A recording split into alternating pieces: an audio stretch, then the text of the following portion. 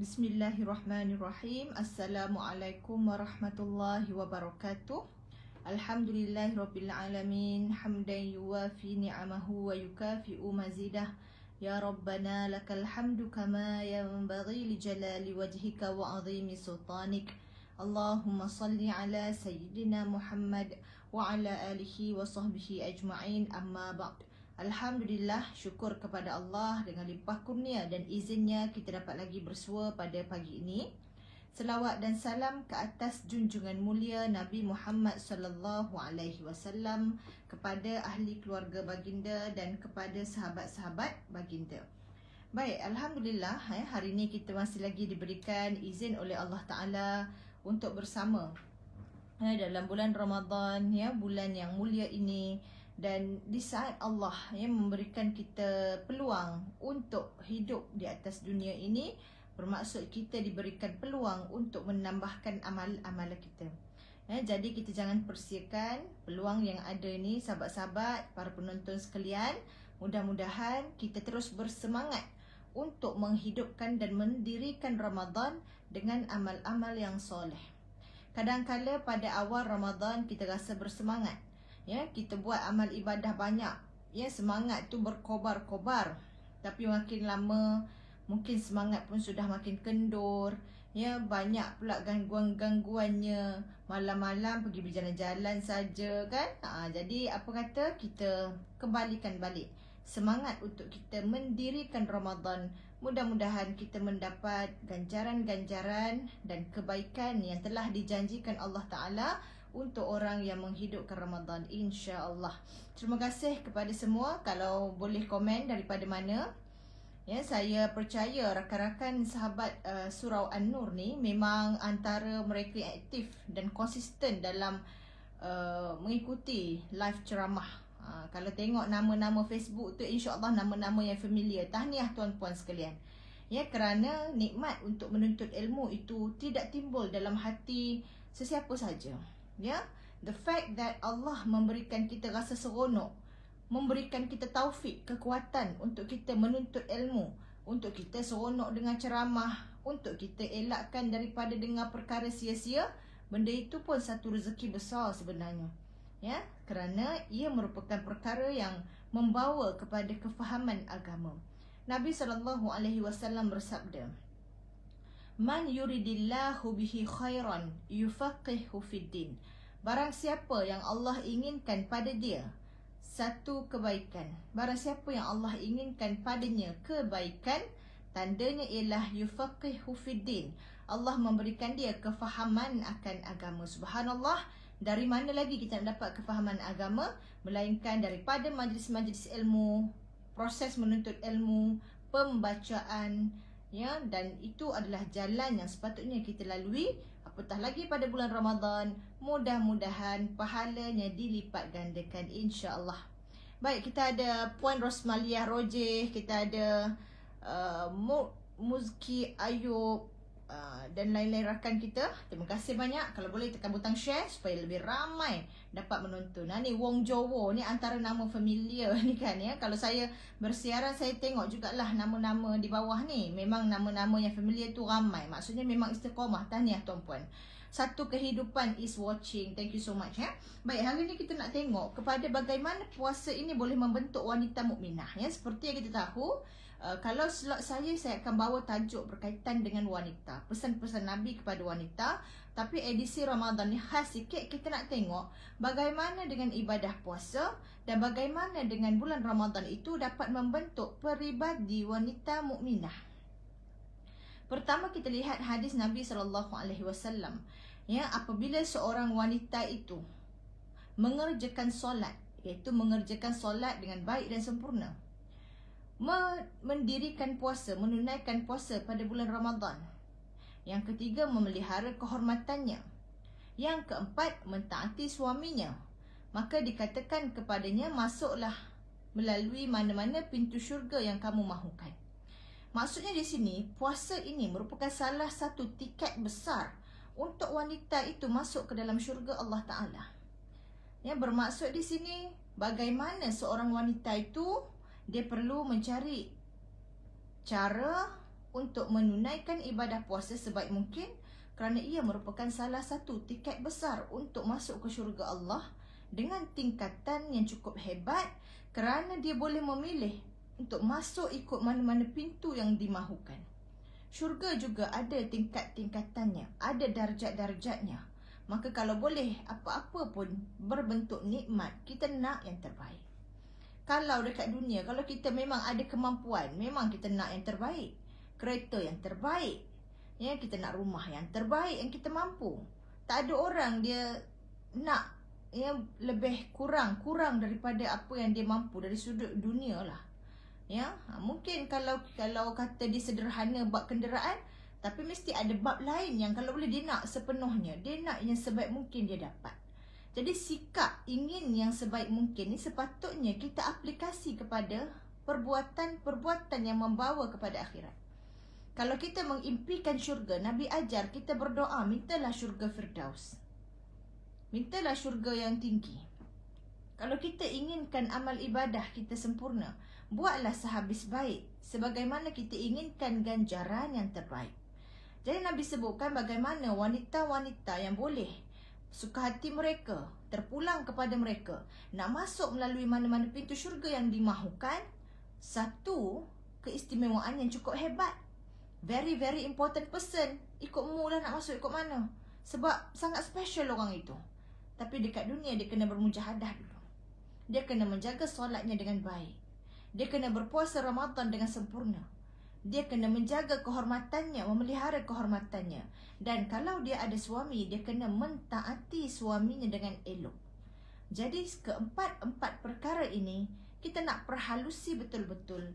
Mudah-mudahan kita mendapat yang seperti disebutkan Nabi, keistimewaan, ya, kelebihan, dapat masuk melalui mana-mana pintu syurga yang dimahukan. Antara nikmat ganjaran yang ada dalam syurga, sedikit daripada petikan surah Al-Waqiah, Allah menjelaskan ganjaran yang akan diperolehi oleh golongan kanan. Dalam surah Al-Waqiah disebutkan 3 golongan. Golongan kiri, ini binasa lah. Ini yang terima buku catatan amalan dengan tangan kiri dan akan diazab seksa oleh Allah Ta'ala. Ini kita tak nak jadi golongan ni. Golongan kedua, golongan as-sabiqun. Ini golongan-golongan para nabi, para syuhada, para salihin, para siddiqin. Mereka ini yang terawal akan mendapat nikmat yang terkehadapan dekat dunia dalam beramal. Yang paling hebat amalan-amalan mereka, mereka akan mendapat nikmat yang paling tinggi dan terlebih awal dalam syurga nanti, subhanallah. Sesuai dengan perjuangan mereka di dunia. Dan yang ketiga ada golongan kanan. Golongan kanan ini yang menerima buku catatan amalan dengan tangan kanan, yang dekat dunia dia telah berusaha bersungguh-sungguh beramal, melawan hawa nafsu dia, memperelokkan ibadah dia, dan hari akhirat nanti Allah akan beri ganjaran. Antaranya berupa buah-buahan yang tidak ada sebarang buah-buahan pelbagai. Yang kalau disebutkan buah bidara, bidaranya tak ada duri. Kan kalau kita kat dunia pun kadang-kadang ada buah yang lazat, tapi nak dapatkannya kena tunggu musim. Nak dapatkannya mungkin susah, nak berduri lah apa, tak ada. Dekat akhirat nanti segala kesenangan tidak disusuli dengan kesusahan. Apa maksud kesenangan disusuli dengan kesusahan? Kalau contoh dekat dunia, kita suka makan sesuatu, suka makan banyak sangat, kan lazat, sedap. Tapi lepas tu mungkin perut kita kembung. Lepas tu susah asyik ulang alik ke tandas. Ya, lepas tu rasa, kalau orang Pahang panggil perut rasa perut tu bloated. Jadi dekat akhirat tak ada semua tu. Kita makan, kita mengecapi kelazatan, kenikmatan, tapi kita tidak disusahkan dengan nak kencing beraknya, dengan tak sedap perutnya, dengan perut perut bloated, tak ada. Jadi segala yang berada di syurga semuanya berbentuk kenikmatan. Kalau kat dunia mungkin teringin makan buah, tapi buahnya berduri, susah pula nak kopek. Silap hari bulan luka tangan, kena tunggu musim pula, nak dapatkan susah. Tapi dekat akhirat semuanya indah dan nikmat. Itu antaranya buah. Kemudian mereka juga duduk di atas tilam-tilam yang empuk dan tebal. Subhanallah.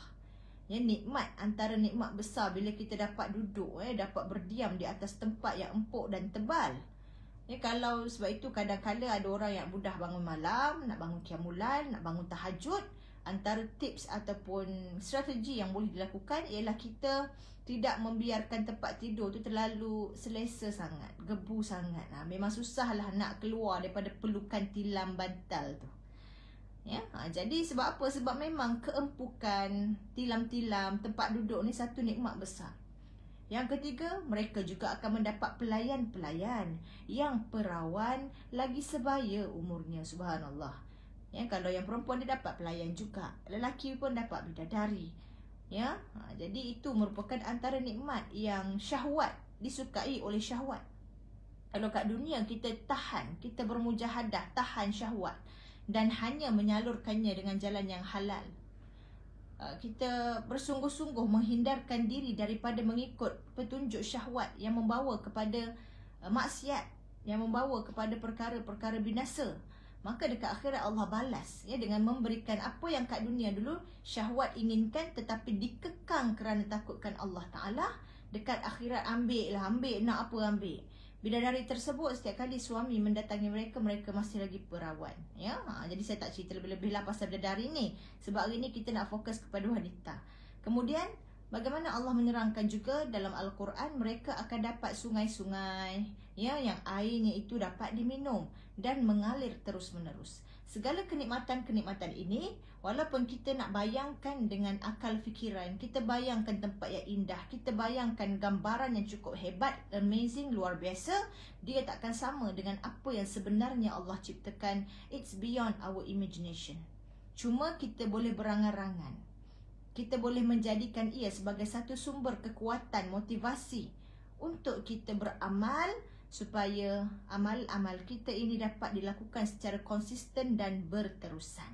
Baik, jadi macam mana pula Ramadan ini boleh mendidik wanita mukminah? Ya, bagaimana kita sebagai wanita, pertama memang kewajipan untuk berpuasa itu satu kewajipan yang mutlak, tidak ada pertikaian lagi. Tapi bagaimana dengan berpuasa itu sendiri dapat mendidik peribadi kita? Ini tidaklah sebulan puasa ataupun sebulan dalam bulan Ramadan, tiba-tiba 1 Syawal terus sarung baju, terus pakai baju sarung nangka. Tahu sarung nangka, pakai baju terlalu ketat, pakai baju menampakkan aurat. Ya, pergi berjalan, berziarah hingga tak solat. Ya, jadi bagaimana 1 bulan 29 hari atau 30 hari Ramadan ni kita dapat untuk membina kekuatan bagi dibawa ke bulan-bulan seterusnya, terutamanya bagi wanita muslimah. Ya, pertama kita lihat ya. Wanita ini merupakan satu ciptaan Allah Subhanahu Wa Taala. Ya, yang sama seperti lelaki dari sudut kewajipannya, bukan dari sudut fizikalnya, dari sudut kewajipannya dan dari sudut nilaiannya di sisi Allah Subhanahu Wa Taala. Jadi tanggungjawab dan nilaian wanita muslimah itu diukur sama seperti lelaki. Cuma tanggungjawab dan peranan yang berbeza. Sebab itu Allah Subhanahu Wa Taala berfirman dalam surah An-Nahl ayat 97 yang berbunyi, Man amila salihan, a'udzu billahi minasyaitonir rajim, Man amila salihan min dzakarin aw untha wa huwa mu'min falanuhyiyannahu hayatan thayyibah walanajziyannahum ajrahum bi ahsani ma kanu ya'malun. Yang bermaksud, barang siapa dalam kalangan lelaki, barang siapa yang beramal soleh, ya, man amila solihah, siapa yang mengerjakan amal soleh, min dzakarin aw untha, dalam kalangan lelaki ataupun perempuan, wahwa mu'min, dan dia dalam keadaan beriman, syarat utama berimanlah. Maka apa janjinya? Falanuhyiyannahu hayatan thayyibah. Maka Allah berfirman, kami hidupkan dia dengan kehidupan yang baik. Walanajziyannahum ajrahum bi ahsani ma kanu ya'malun. Dan kami akan membalas perbuatan mereka, iaitu amalan-amalan mereka di dunia, dengan balasan yang berkali ganda di akhirat nanti. Ya, subhanallah, ayat ini menjelaskan kepada kita peran lelaki dan wanita dalam dunia mungkin bentuknya berbeza, tetapi sama dari sudut perhambaan kepada Allah Ta'ala, iaitulah cara kita menghambakan diri kepada Allah ialah dengan melaksanakan kewajipan dan amal-amal soleh sebaik mungkin. Jadi peranan wanita muslimah yang pertama ialah dia perlu mentaati Allah dengan ketaatan yang sepenuhnya, total submission. Tidaklah ambil syariat ataupun ambil kewajipan yang suka saja, tetapi tinggalkan yang tak suka. Misal kata seorang wanita, dia boleh buat aurat, dia tak ada masalah. Dia memang suka pakai labuh-labuh. Dia tutup lemak dia dengan pakai labuh-labuh. Tak adalah, saya gurau saja. Jangan kata saya menghina pula ya. Misal kata ada perempuan, dia boleh, dia kuat kalau nak pakai ni, dia boleh tahan pakai tudung ke panas ke, tak kisah. Tapi dia suka pula mengumpat. Dia ambil sikit saja. Dia ambil bab tutup aurat, bab berhijab, tapi dia tinggalkan kewajipan untuk berkata perkataan yang baik. Dia suka mengumpat. Misal kata pula ada perempuan dia memang lemah sikit bab aurat. Dia suka bergaya, dia suka bergaya yang mendedahkan aurat. Dia tak pakai hijab, dia mendedahkan anggota badan. Tapi mulut dia pula baik. Dia tak ada nak kata buruk pasal orang. Pernah tak jumpa yang jenis macam ni?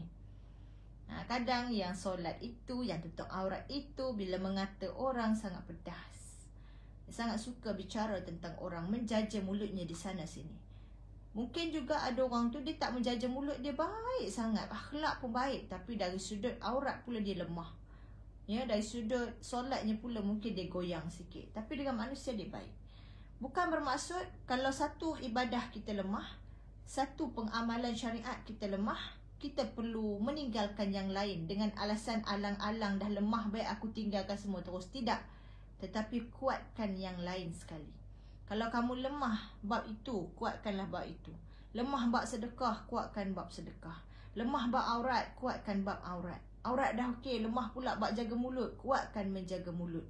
Maka Ramadan ini mendidik wanita muslimah agar menjaga peribadi dengan cara menyekat dan mengekang syahwat, nafsu syahwat yang membawa kepada keburukan. Kerana pertama hadis Nabi SAW, "Man shama Ramadana imanan wa ihtisaban ghufira lahu ma taqaddama min dhanbi." Saya percaya hadis inilah yang sering kita dengar bila tibanya bulan Ramadan. Bahkan yang biasa datang majlis ilmu ni mesti dah hafal dah pun hadis ni kan. Barang siapa yang berpuasa pada bulan Ramadan dengan penuh keimanan dan pengharapan, mengharap Allah ampunkan kita, mengharap dapat masuk ke syurga Allah, mengharap Allah terima ibadah puasa kita, maka ghufira lahu ma taqaddama min dhanbi. Akan diampunkan baginya dosa-dosanya yang telah lalu. Dan berpuasa ini pula tuntutan yang bukan sekadar menuntut kita untuk menjaga makan minum sahaja.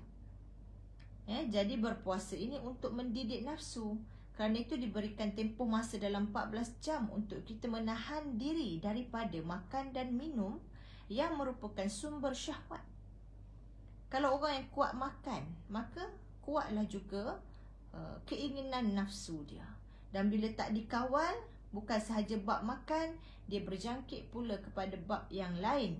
Kerana kata-kata hukama, nafsu ini ibarat haiwan tunggangan.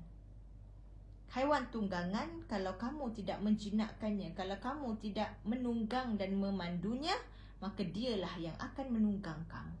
Kalau kuda yang tidak pandai ditunggang, kuda liar yang tidak dijinakkan untuk ditunggang, akhirnya apa yang dia buat? Dia akan lari sana, lari sini, binasalah orang yang menunggang kuda tersebut.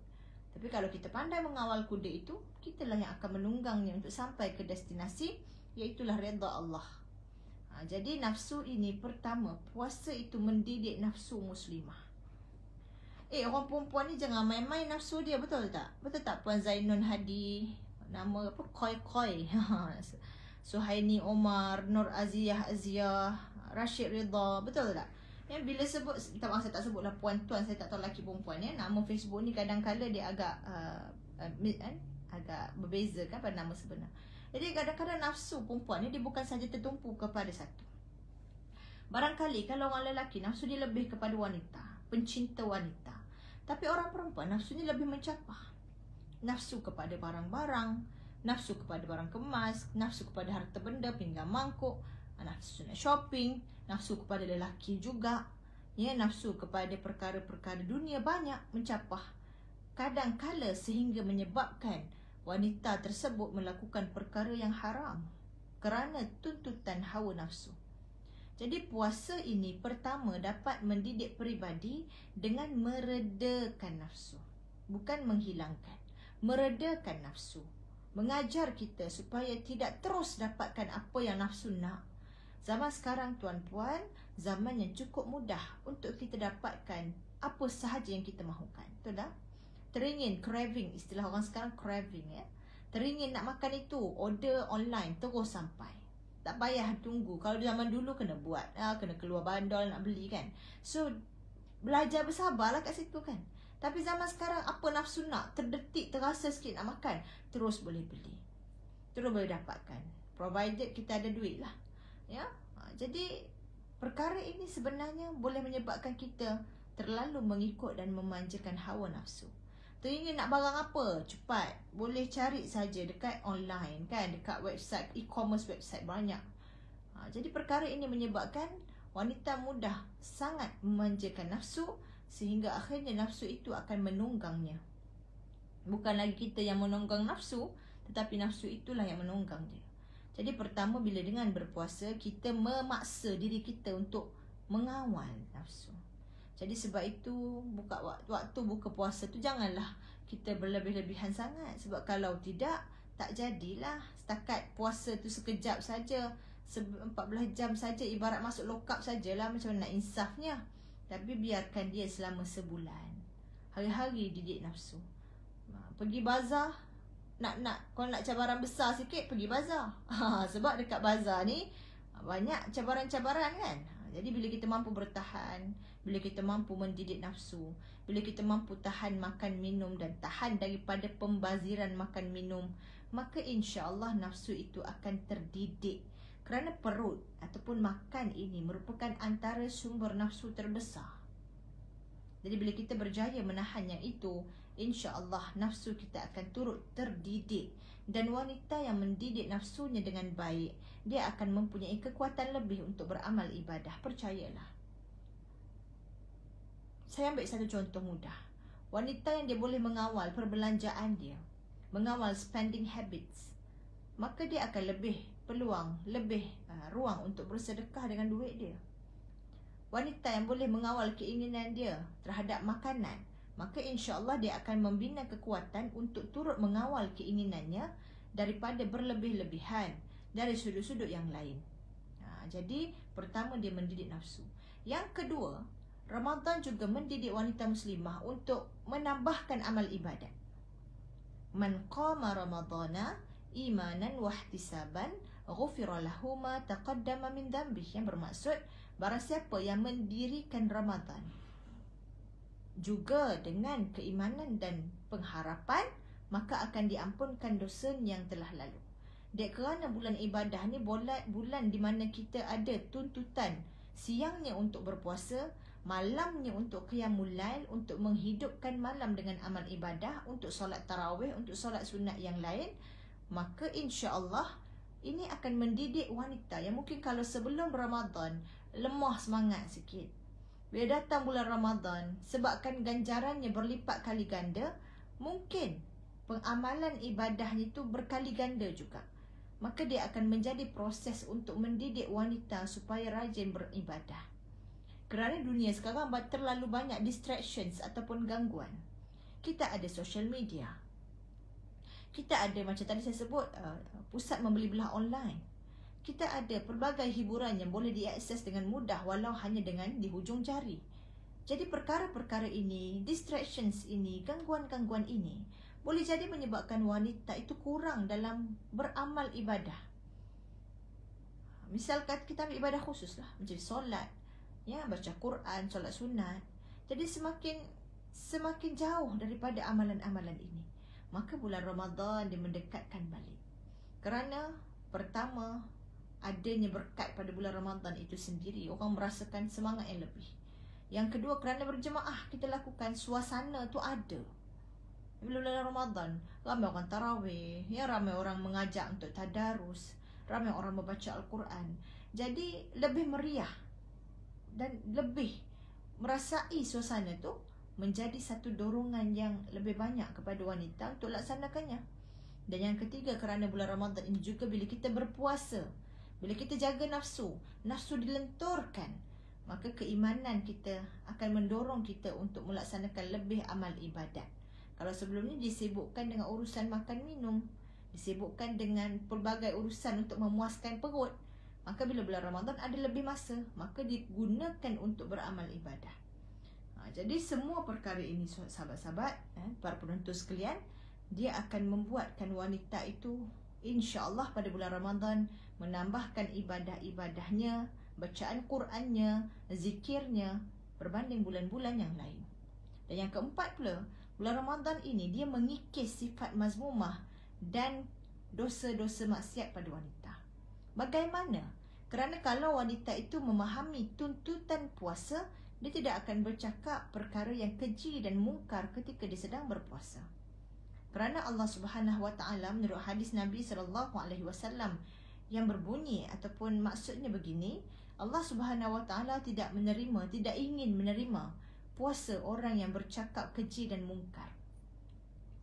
Jadi kalau wanita dia betul-betul tahu ganjarannya, kalau untuk orang yang berpuasa dengan betul, apakah tuntutan untuk kita menjadikan puasa itu puasa yang berkualiti, maka dia akan meninggalkan bercakap perkataan yang dosa dan sia-sia. Jadi puasa bukan tahan makan minum saja, kena tahan mulut daripada berbicara yang tidak elok, daripada mencarut, daripada maki hamun, daripada mengumpat. Ya, maka dengan puasa dia jadi lebih berhati-hati dalam berbicara. Yang mana ini merupakan salah satu kelemahan besar bagi wanita, iaitu dia mudah bercakap perkara-perkara yang dosa. Bahkan ia boleh menjadi sebab wanita masuk neraka, iaitu dengan melaknat suaminya, dengan melawan suaminya, dengan bercakap kasar, buruk, bercakap perkara yang tidak baik kepada suaminya. Juga dengan kecenderungannya membicarakan tentang orang lain, bergosip, mengumpat. Jadi dosa-dosa daripada mulut ini, mudah-mudahan dengan kita berpuasa merasa lebih bersalah untuk buat dosa-dosa ini. Jadi dia akan mengikis sifat-sifat mazmumah yang ada pada wanita. Jadi 4 faktor ini insya-Allah boleh menjadikan puasa dan Ramadan ini membina seorang mukminah yang sejati. Di mana ini merupakan salah satu medan latihan. Dan itu masanya bukan sekejap. Puasa bukan seminggu, tetapi puasa itu sebulan, 30 ataupun 29 hari.